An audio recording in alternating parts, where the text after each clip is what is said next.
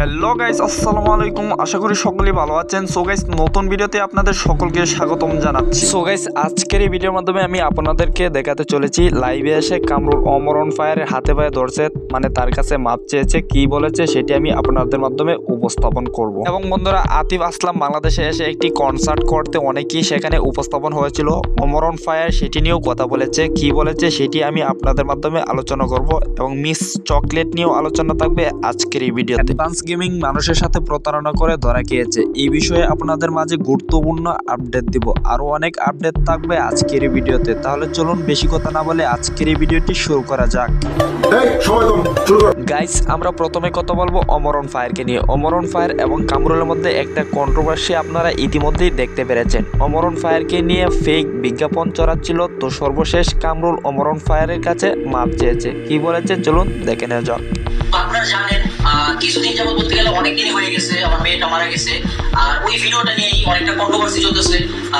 ওমর ভাইয়ের সাথেও আমার একটা কন্ট্রোভার্সি হয়েছিল, আর কিছু পাবলিক আমাদের ভিডিও কাইটে নিয়ে ওইটা আপলোড দিছে, যার জন্য আমাদের মধ্যে একটা দ্বন্দ্ব তৈরি হয়ে গেছে। মানে ওমর ভাইয়ের সাথে আমার একটা ঝগড়া সৃষ্টি হয়ে গেছে আর কি। তো ওই ঝগড়াটা আমাদের পারিবারিক বিষয় চলে আসছে, মানে আমাদের পারিবারিক বিষয় চলে আসছে আর কি। তো হয়েছে মানুষ বলতেই ভুল হয়, আমি মনে করি আমি ভুল করছি, যার জন্য আপনাদের কাছে আমি ক্ষমা চাইতেছি। আর বিশেষ করে আমি ওমর ভাইয়ের কাছে ক্ষমা চাইতেছি।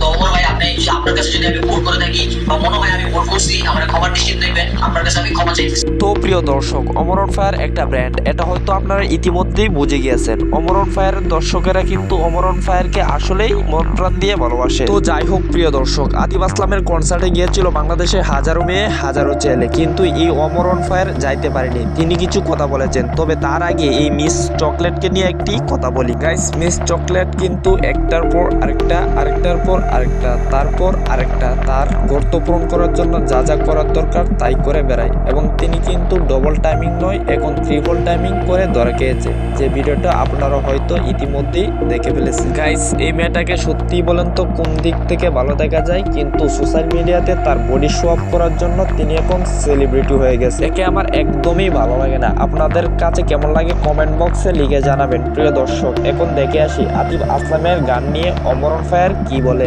মানুষ আতিফ আসলামের কনসার্টে যায় ভিডিও ছাড়তাছে, স্টোরি মারতাছে, ফিল লাইতাছে। এখন আমি সিন টাইমে গেছি, আমি আতিফ আসলামের কনসার্টে যাইতে পারলাম না, কারণ আমার কি পাতলা বইব নাকি গো, মানে বাবার বিষয়। মানুষ মানে সবাই কোনো হারে যেভাবে মানে যা চলতেছে, আমি তো সংখ্যালঘু হয়ে গেলাম, আমি পাপি হয়ে গেলাম, আমার নিজের পাপি ভাবে মনে হইতেছে। এখন মানে কোনো বুদ্ধিমানের আমি একটু বুদ্ধি আবেদন করতেছি, আমার পাতলা বইব নাকি একটু কনসি। তো গাইস, যেখানে বাংলাদেশ একটা মুসলিম কান্ট্রি, সেখানে স্কুলে এত বড় একটা কাণ্ড ঘটে গেল, আমাদের প্রিয় ভাইকে মেরে ফেলা হলো। কিন্তু তারপরেই দেখুন, সে বিষয়টাকে দামাচাপা দেওয়ার জন্য এই আতিফ আসলাম এসে একটা বাংলাদেশে কনসার্ট শুরু করলো, যেখানে মানুষ চলে গেল। গাইস, এ বিষয়ে কি বলবো? যাই হোক, এ বিষয়ে কথা বলেছেন আমাদের কাফি ভাই। কাফি ভাই কি বললেন দেখে নেওয়া যাক। আপনাকে চুমা দেওয়ার লোক আছে, আমাকে চুমা দেওয়ার লোক আছে, আপনি কাউকে চুমা দেবেন এরকম কোনো লোক আছে? আমি চুমা দেবো এরকম কোনো লোক আছে? না, বলতে পারছেন না। হঠাৎ করে তোমার কি হলো? না, আতিফ আসলামের গানে যে আমাকে দেখা যায় নাই, আপনাকে যে দেখা যায় নাই, আপনাকে কি জন্য দেখা যায় নাই আমি জানি না। আমাকে কি জন্য দেখা যায় নাই সেটা হচ্ছে লজ্জা শরম তো আছে, তাই না? একটা পরিবেশের ভিতরে আপনি গেলেন, এখন মনে করেন আপনি এমন একটা কাজ করলেন, আপনি লজ্জা ফিল করতেছেন, সেই পরিবেশে আপনি থাকতে পারবেন? তো গানে দেখলাম একে অপরকে দোলতেছে চুমা দিতেছে, সেরকম পরিবেশে যাই যদি আমি এক বান্দা যদি এইভাবে দাঁড়াই থাকি, তার গান শুনতে থাকি, জিনিসটা মেটাল অফ সেম হবে না? দুঃখজনক, একটা লজ্জাজনক ব্যাপার হবে না? এই জন্য আমি গানে যাইনি, গান শুনতে আমি যাইনি। গানের ভিতরে দেখি আমরা কতটা মানে আমরা যারা সিঙ্গেল, আমরা কতটা কির সাথে তুলনা করবো? মানে গান শুনতে যাওয়ার মতো একজন মানুষ নাই, যার জন্য পছন্দের শিল্পীর গান শুনতে আমরা যাইতে পারি না। কারণ সেখানে গিয়া সাথে হাত মিলিয়ে, কাঁধের উপরে কাঁধ মিলিয়ে হেলাই দলিয়ে আমরা গান শোনার ফিল দেওয়ার মতো এরকম আমাদের মানুষ নাই। তো প্রিয় দর্শক, এবার চলে আসি অ্যাডভান্স গেমিং এর সম্পর্কে। ট্রেনিং এ প্রতারণা করে অ্যাডভান্স গেমিং নাকি টাকা মেরে খাচ্ছে, এ বিষয়ে অ্যাডভান্স গেমিং এর একটা ভয়েস ভাইরাল হয়েছে। চলুন সেই ভয়েসটা আমরা শুনে আসি। রেভিনিউ থেকে টার্নওভারে শিফট করতে পারি, আমাদের অডিয়েন্স গুলো শিখায় আমরা অটোই টার্নওভারে শিফট করে দেব। কিন্তু আমরা যে রেভিনিউ শেয়ার ইউজ করতেছি, তুমি যদি মইরো যাও লাস্ট রক্তে শেয়ার বিন্দু অবস্থা, তুমি কিন্তু বলতে পারবে না কাউকে। মনে রাখবা, এটা কিন্তু তোমার পুরাতন শর্ত, এটা কাউকে বলবা না।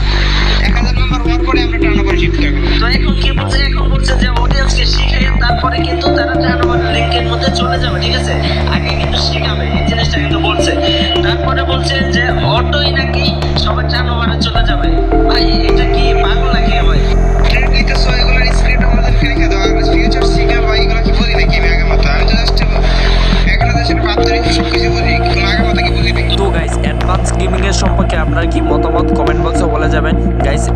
আসি বিডি ইমরানের সম্পর্কে। বিডি ইমরান একটি সেলুন খুলেছেন এবং সেখানে ওপেনিং তার নিজের পোশাক মাটিতে বিছিয়ে দিয়েছেন, মা বাবাকে সেখানে তুলেছেন। ভাই বিডি ইমরান যাই করুক না কেন এই বিষয়টি আমার কাছে খুব ভালো লেগেছে। বর্তমানে অনেক সন্তানেরা মা বাবাকে ভালোবাসতে চায় না, সম্মান দিতে চায় না, যেখানে বিডি ইমরান সোশ্যাল মিডিয়ার সামনে বিডি ইমরান যে কাজটি করেছে অনেকের কাছেই ভালো লেগেছে।